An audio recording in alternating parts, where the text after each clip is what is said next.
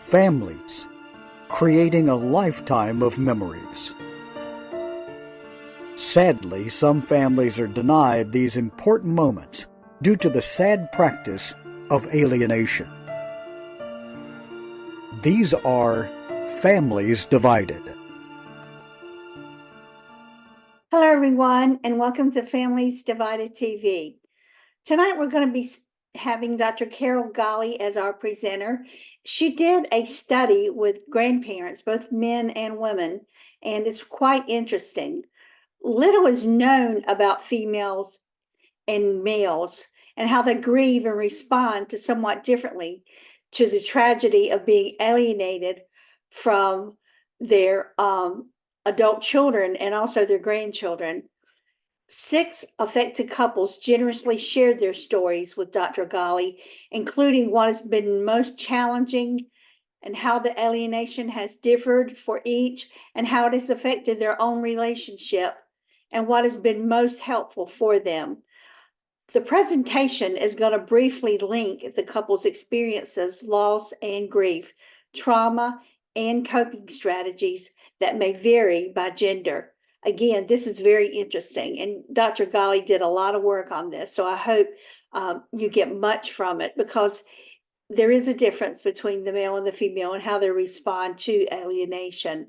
So we're going to be right back with Dr. Carol Golly right after this important message.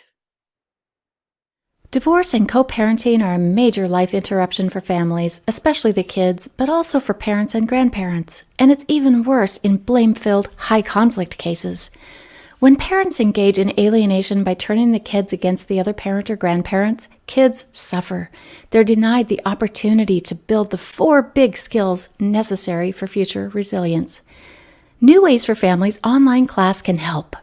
Parents learn to use our popular BIF and EAR skills to calm the conflict and stop the hostile emails and texts. And we even have a class for kids and parents to learn together.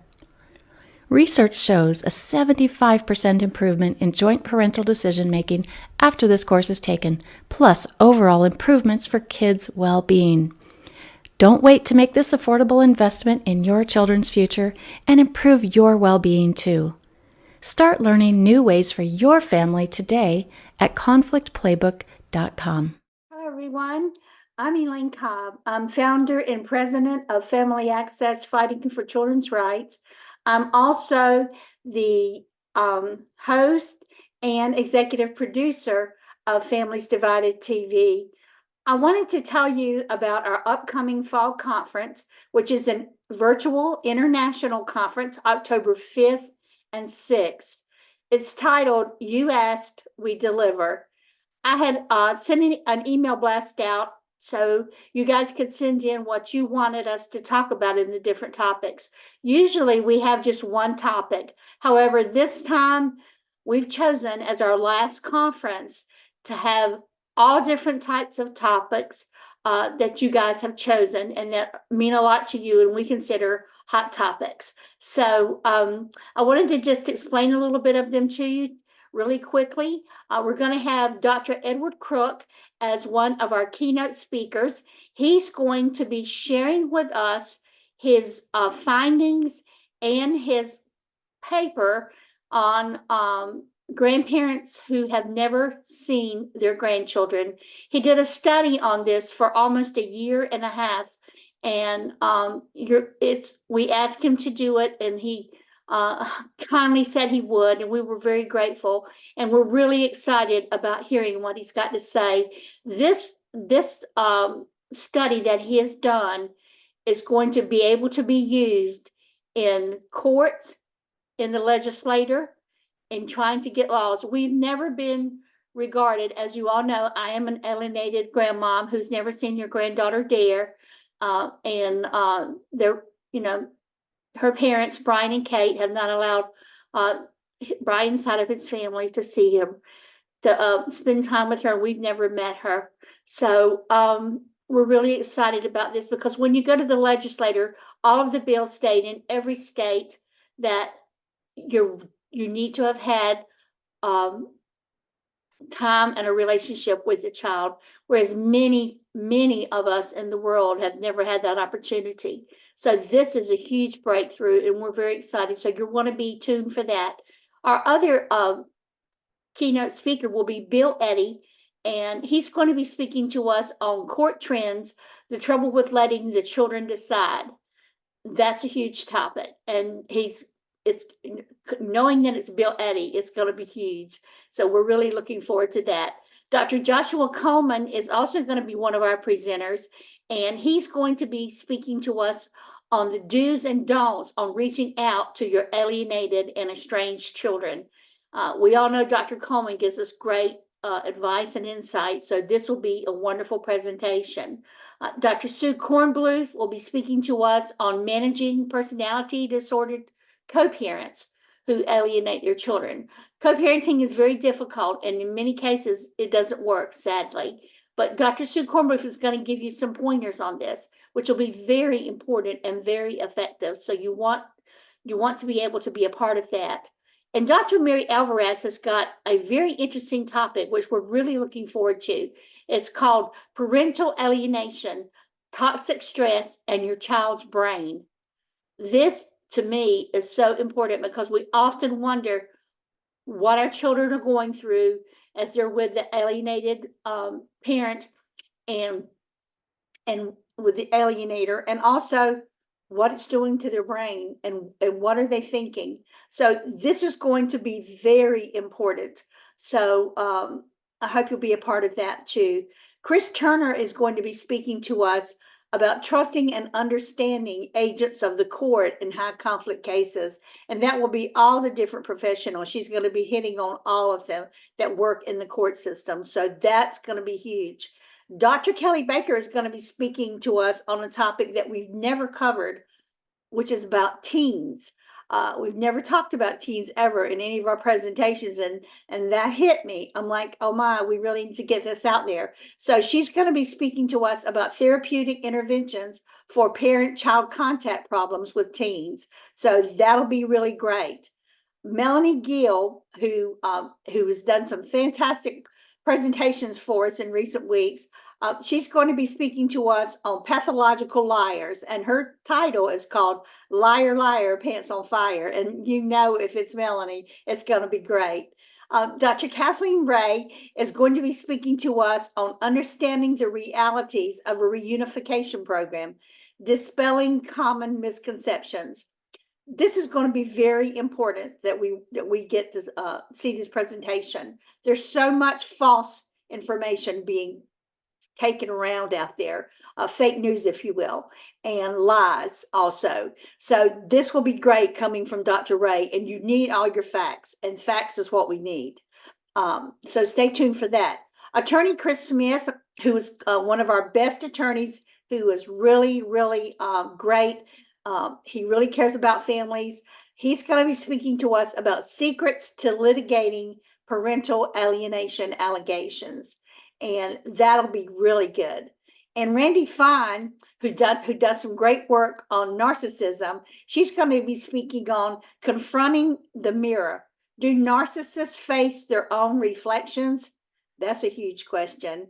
And Dean Tong is going to also be really bringing us a strong topic, false allegations of abuse, navigating the three-ring circus. That's going to be really good from our forensic professional, Dean Tong. So that's going to be great. Now, I want to let you know, early bird special is now. You're getting, a great discount. This is a 2-day event, and you can register now. Please go to the link that's included here in the comments in our YouTube video, and it will take you to the webpage and also where you can register. I do hope you'll be with us for our very last conference. We are really looking forward to it. We have got some powerful presentations. And last but not least, I want to tell you, I almost forgot, but it's so important. We're having a 3-person panel on the Cadence Law.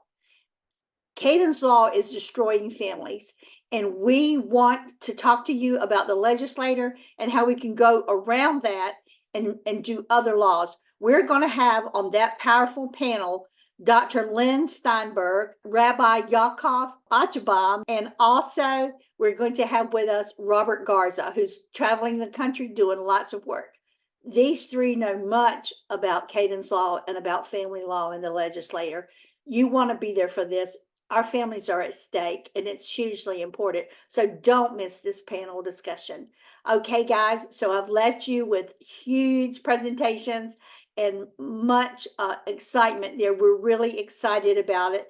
We're also going to have on Sunday night a time where you can have a support meeting where you can talk about your case and your different things, your testimonies, and we're going to enjoy doing that. And also on Saturday night, which has been really great every time we've ever done it, we're having from 9 p.m. till 7 a.m. One-on-one talk, what I call lovingly Chatty Cathy, because we have people that stay on there practically all night long and just talk and share their hearts and give each other suggestions on what to do. And it's a great time. So, okay, I've said enough. And if you have questions, please email me at familyaccessinc@aol.com. Happy to answer the questions. And I really, really look forward to seeing you October 5th and October 6th. Don't miss it.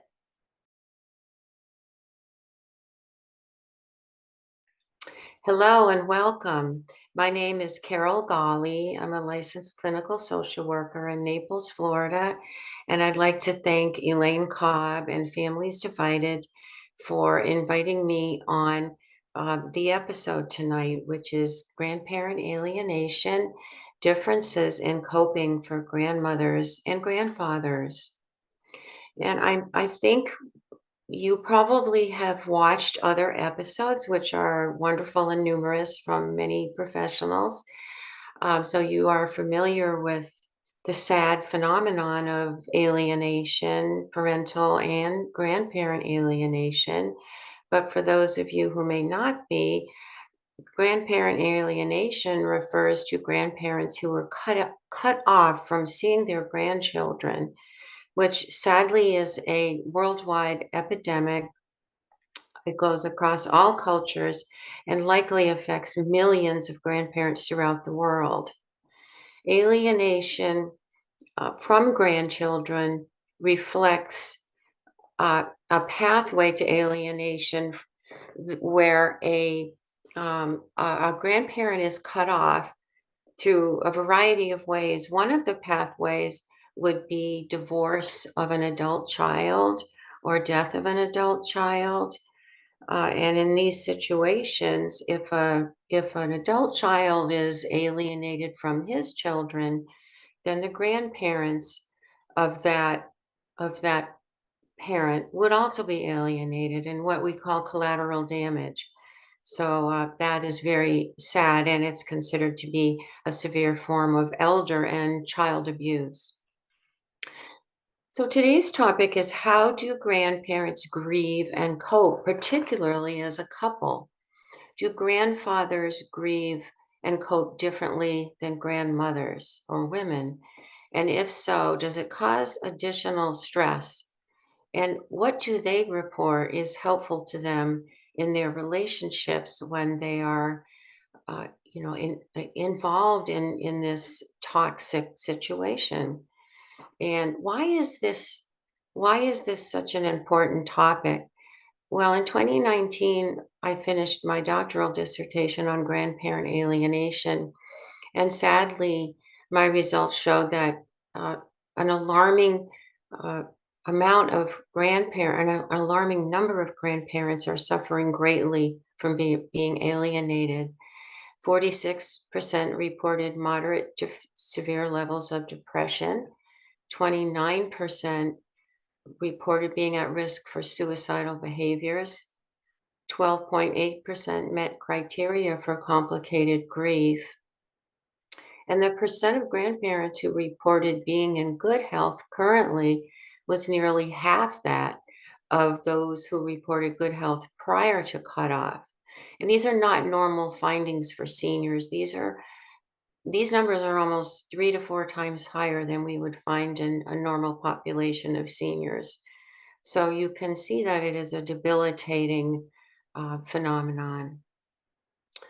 So uh, I wanted to talk to grandparents to hear their voices on how they cope and what the grief is like between grandfathers and grandmothers. So Elaine Cobb very kindly, from Family Access, very kindly assisted me in requesting couples from her listserv that might be willing to spend an hour speaking with me on a Zoom call. We very quickly um, found 6 generous couples, and I so appreciate their participation in the project.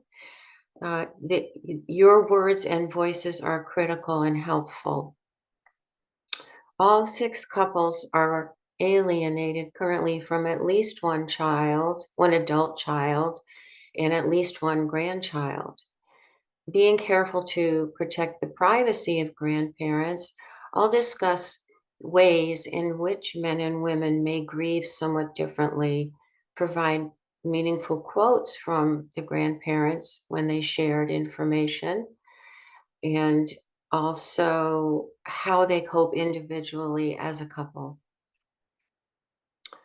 So, a major theme for alienated grandparents, as we know, is grief and loss.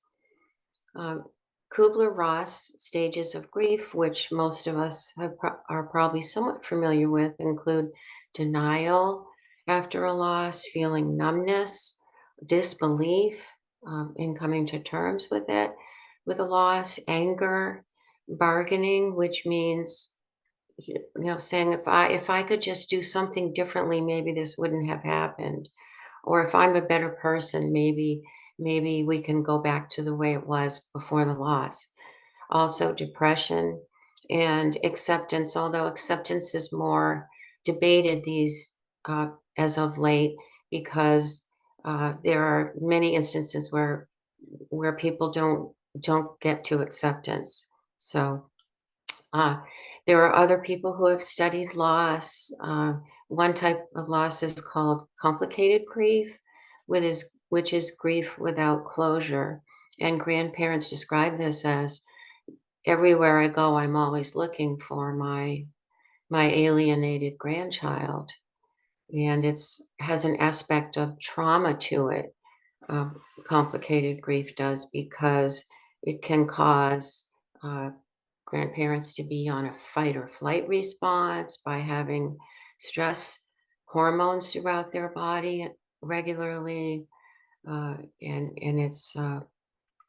there's no resolution to complicated grief in general.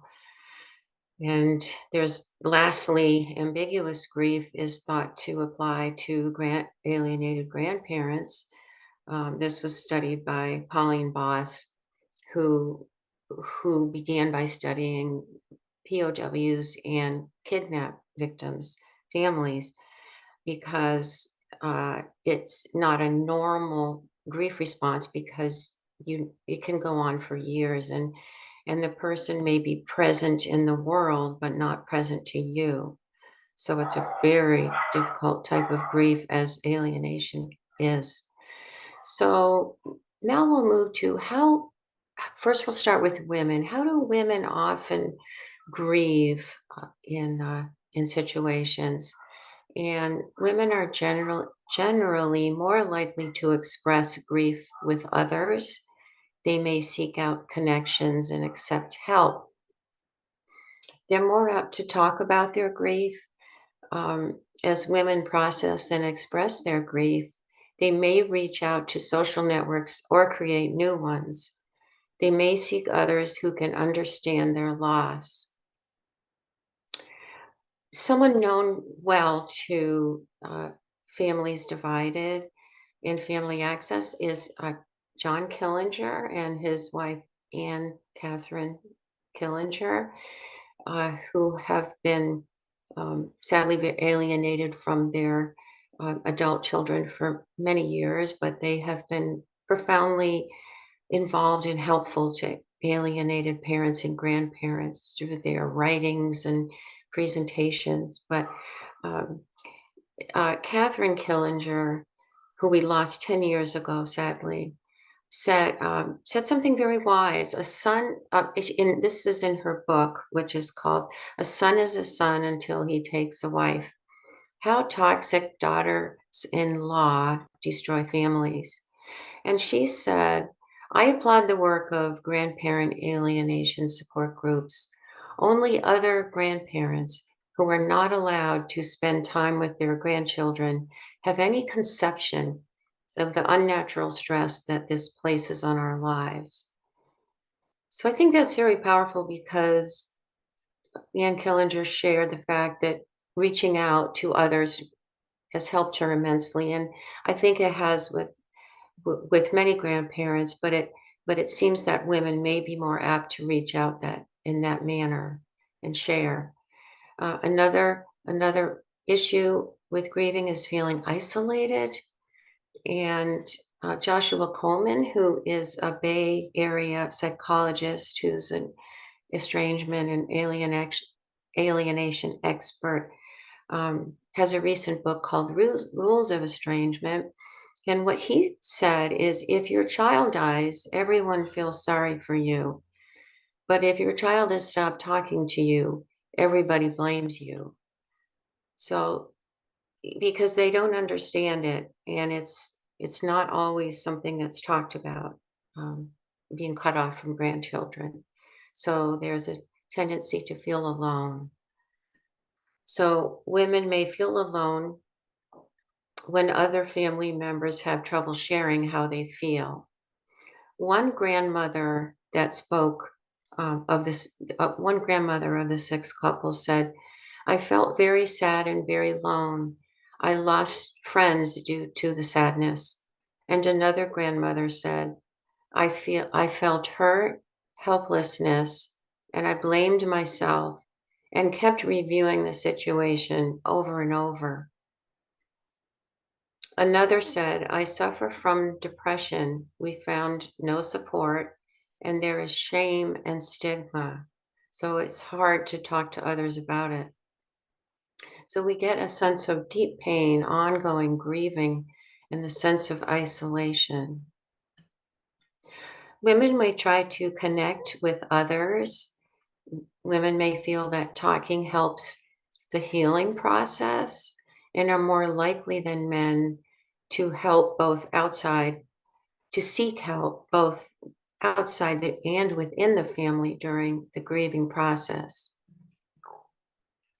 One theme seems to be that grandmothers become active in learning and talking about grandparent alienation.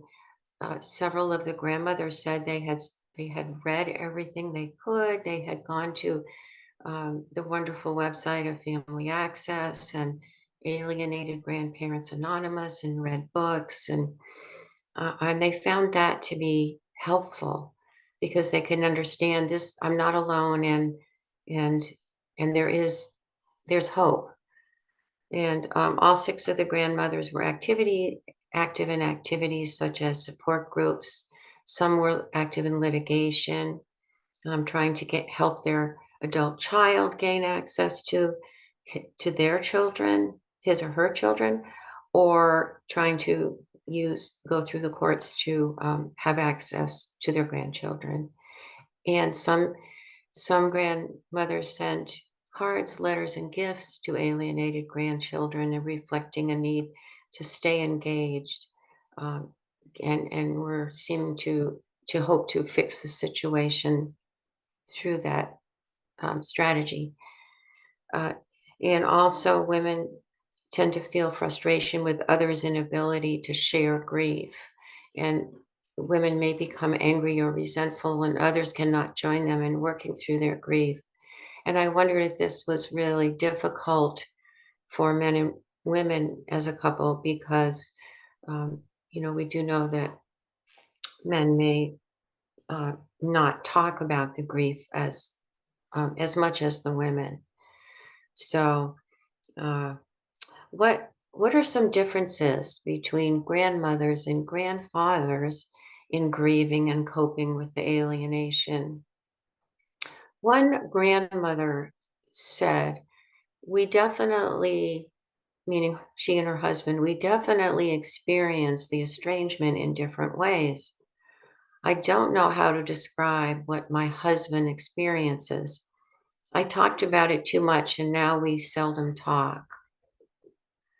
So you can see that there may be different ways of dealing with it that can come between the couples.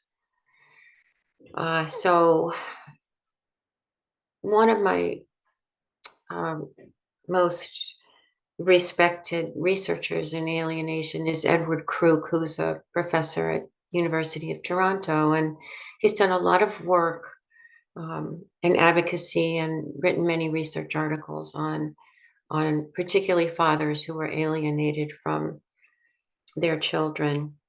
And when he's in speaking about how the men feel that alienated uh, fathers, and we could also probably conclude grandfathers, he said, fathers who lose custody paint a bleak picture of forced estrangement from children's lives.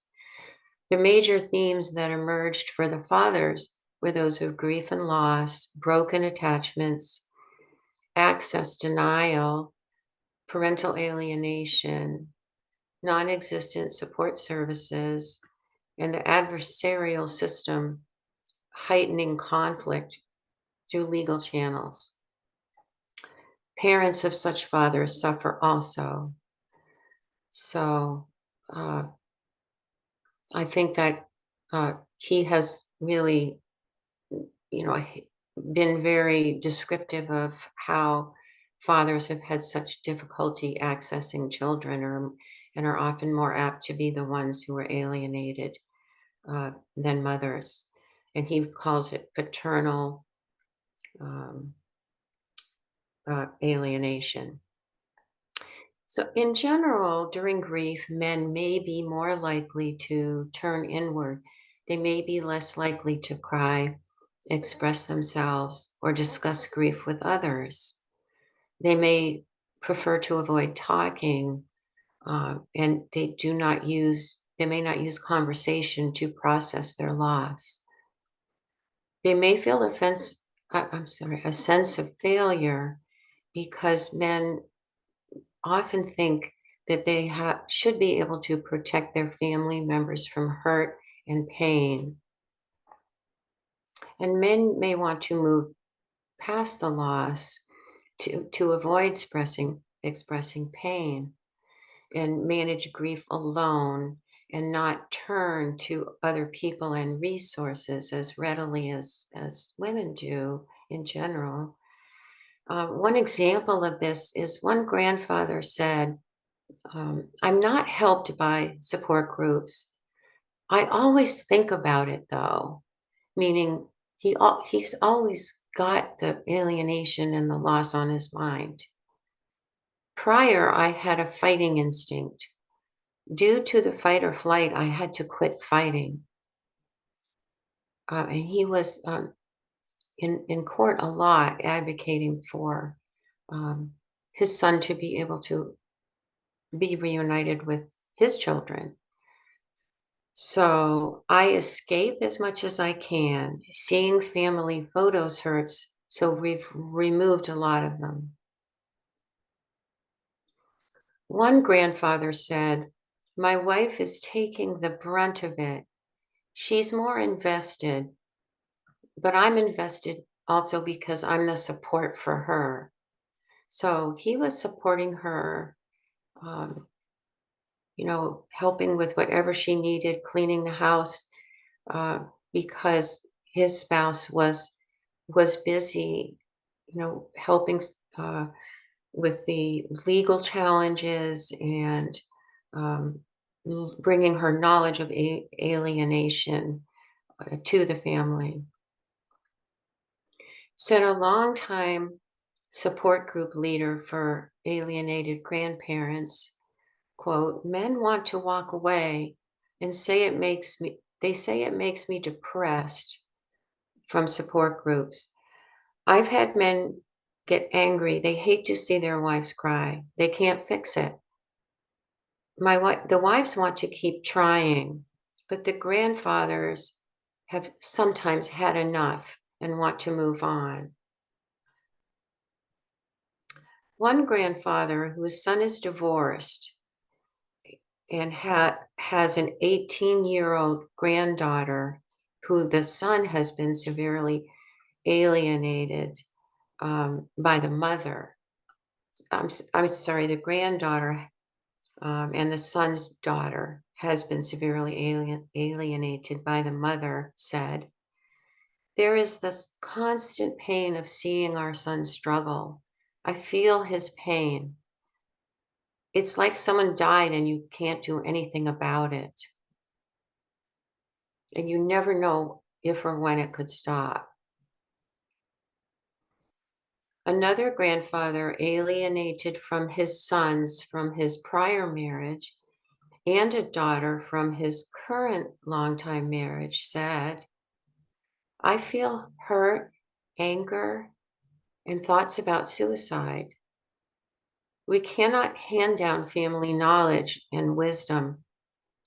It's a lack of fulfillment, disbelief, and of missing."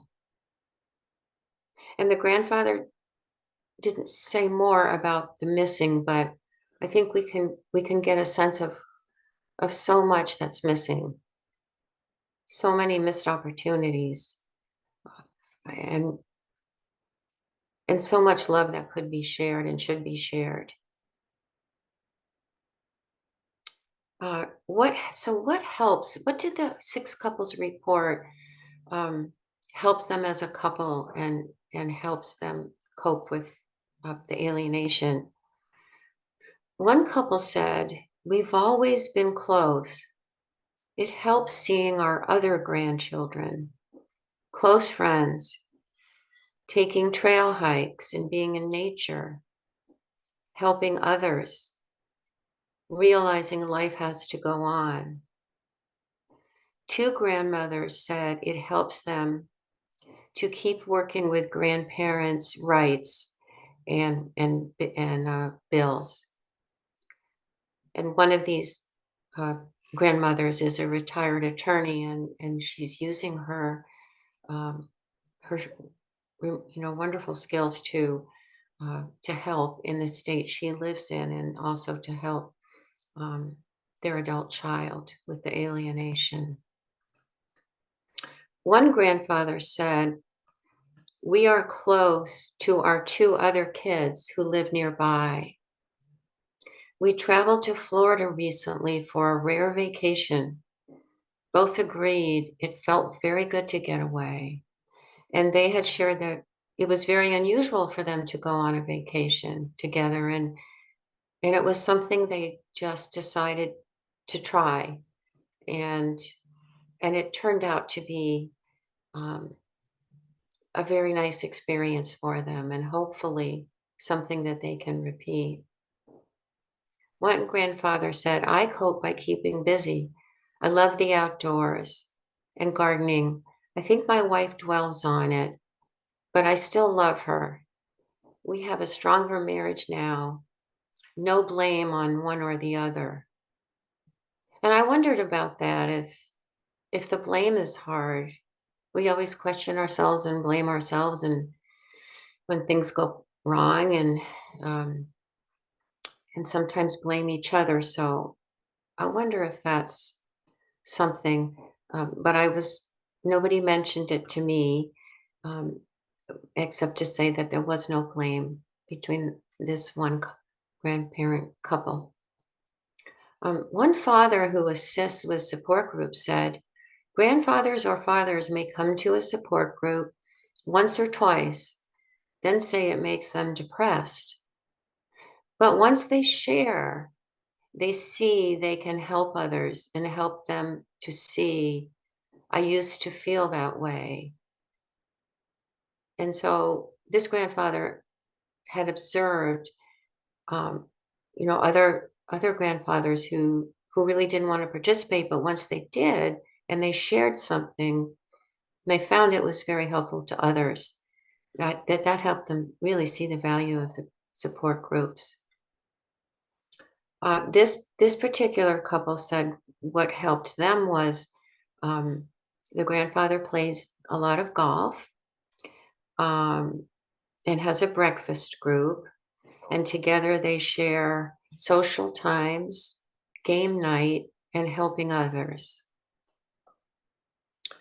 Another couple who is alienated from their oldest two daughters, they're very sad because the two young children that I think are 4 and 6 live nearby and beg to come over. Can't I live with you, Grammy and Grampy? The grandfather was their primary caregiver for his early grandsons for several years, 12 to 14 hours a day.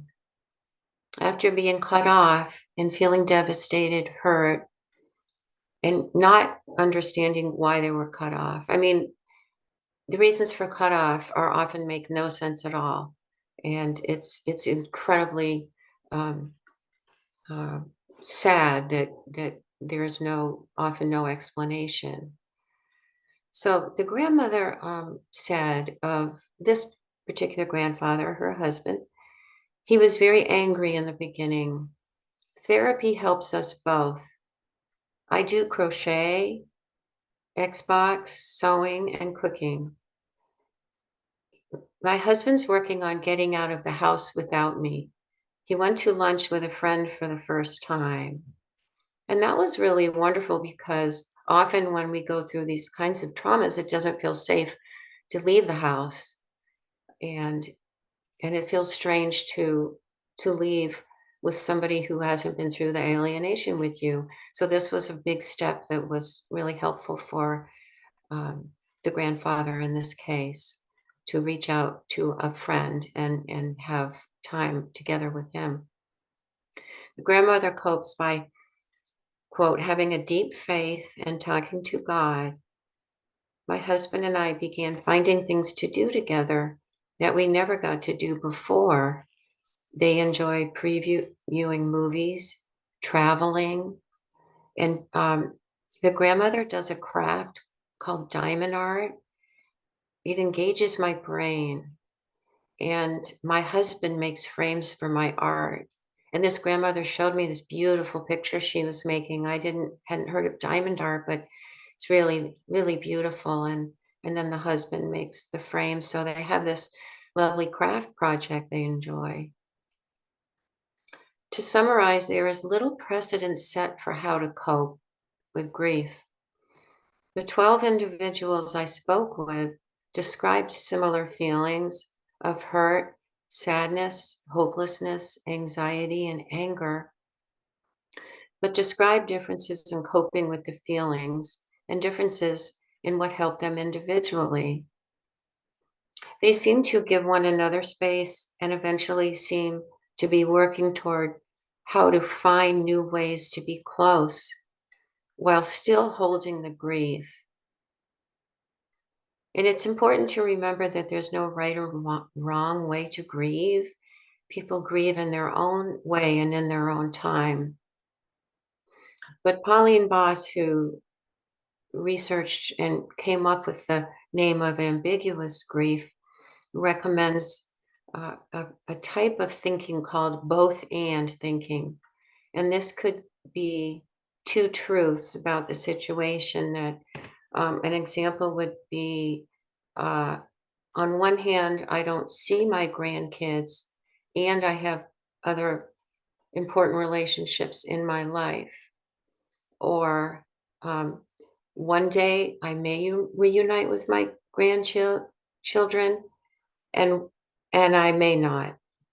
And to be able to hold those two truths together at the same time, and that can be really helpful in coping with ambiguous grief. And also the grandparents described allowing for new relationships, hobbies, spiritual growth, traveling, making new family from chosen friends and being with the family that they had. You know, several of the grandparents were fortunate enough to have other other adult children and grandchildren, and so to spend a lot of time with them. So that is, I think my time is about up, but I would love to thank so much the grandparents, the 12 grandparents who participated in speaking with me and allowing us to share your thoughts and voices, because that's what matters in helping others, is what works for you.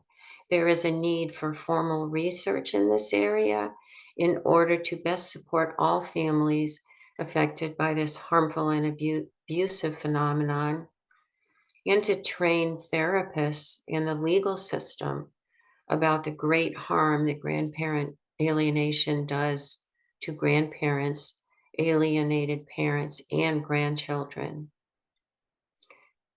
So I want to thank you so much for attending the episode today.